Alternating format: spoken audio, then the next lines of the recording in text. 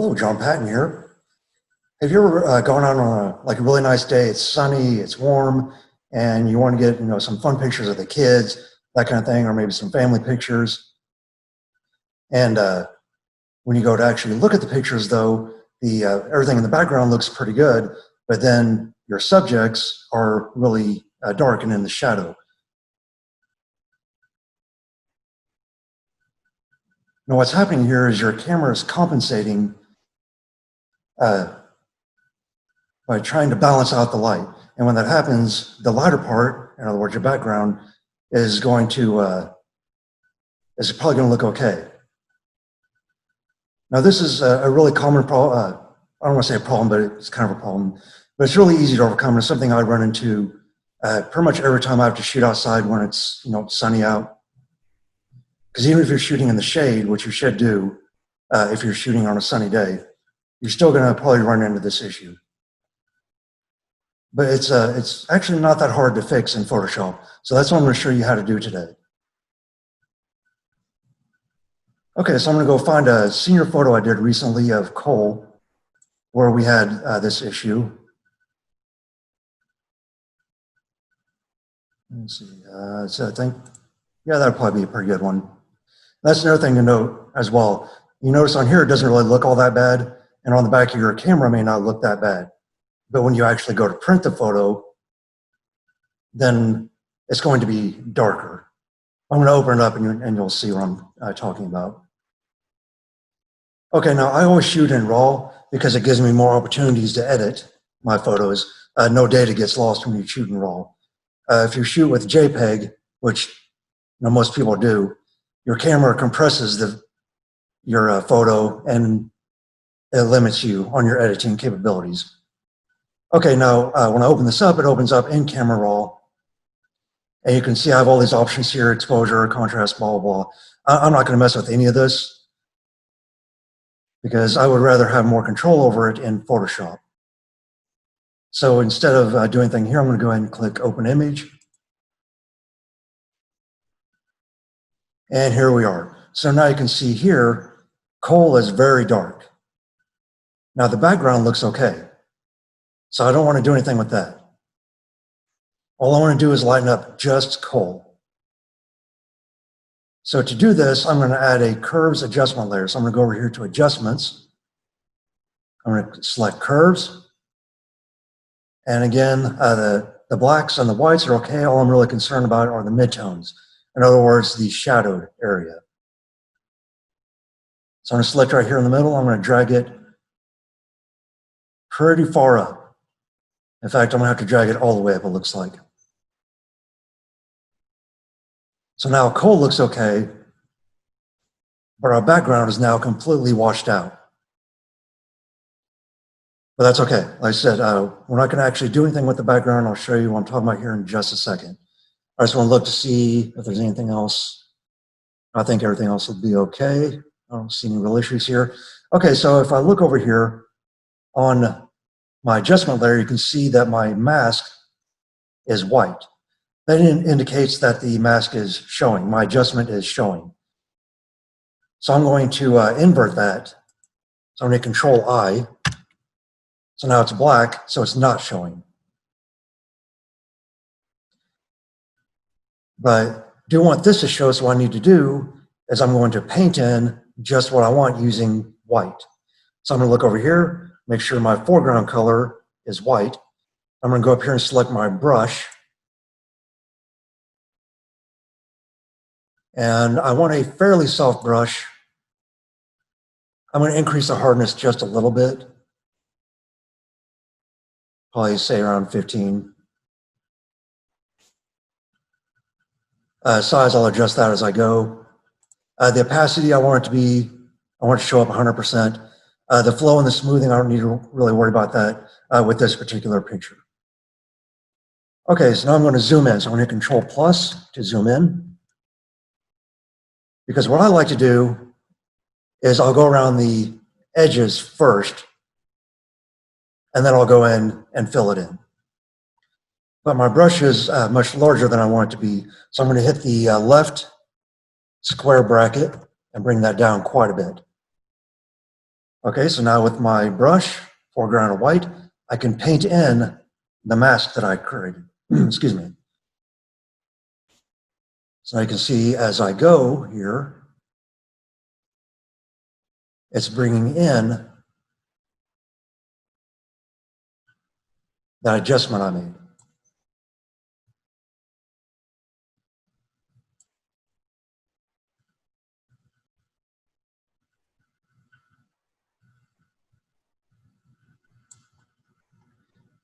And this can take some patience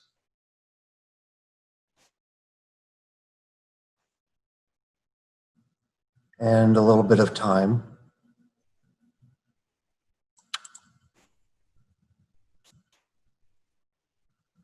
This area here is so dark, it's kind of hard to tell the background from coal.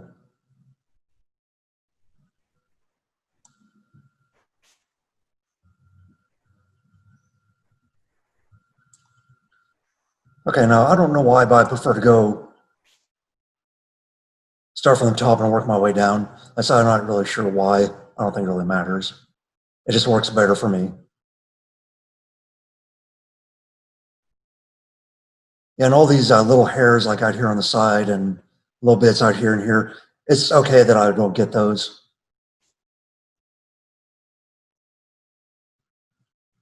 For them to fall into the shadow is just fine.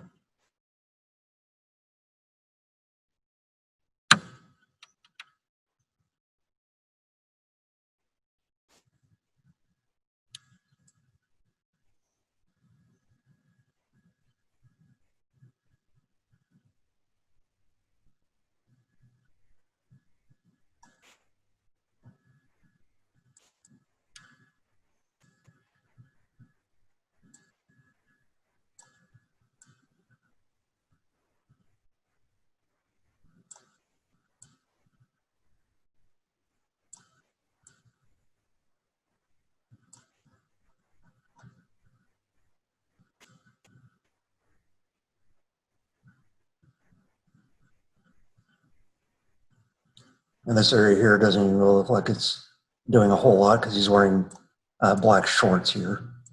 Okay, now I missed a little spot here, and I'm going to touch that up here in a second. You also notice if you go outside this, I get a little bit of a halo effect, which I don't want. And so I can hit the X key, and you notice now my foreground color is black, and I can paint over those areas.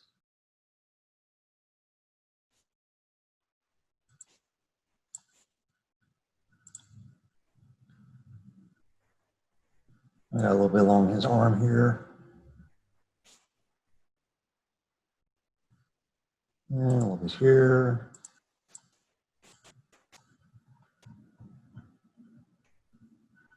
I think that was about the only spot. Okay, so I'm going to hit the X again to bring my foreground color back to white. And I'm going to reduce my brush size even more so I can get this little bit of sleeve here.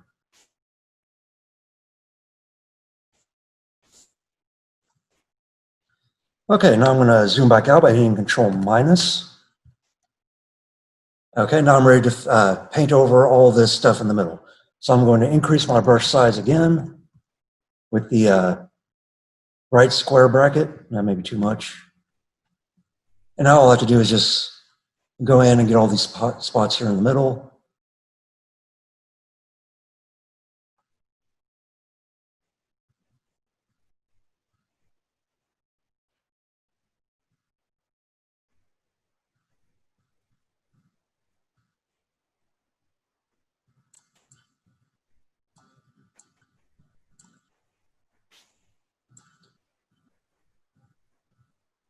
Okay, now if you look over here on the mask, you can see the white area is what I just painted in.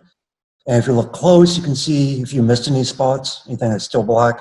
So it looks like maybe a spot right over here. Maybe a little one down here. It's kind of hard to tell.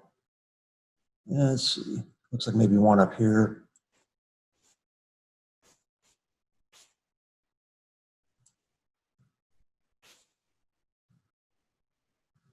Okay, so that's looking pretty good. Now, if you we can see the before and after.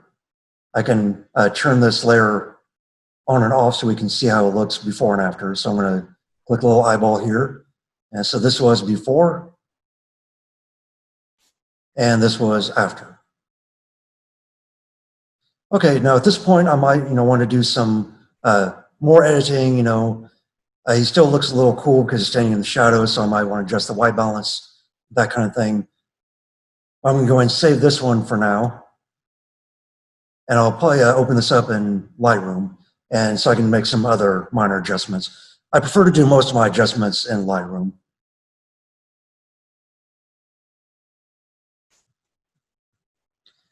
And that's really all there is to it. I said it can take a little bit of time, like that family photo, how to do the exact same thing here. But going around each of those people did take quite a bit of time, but it's worth it. So I hope you learned something, enjoyed it. Until next time, have a good one.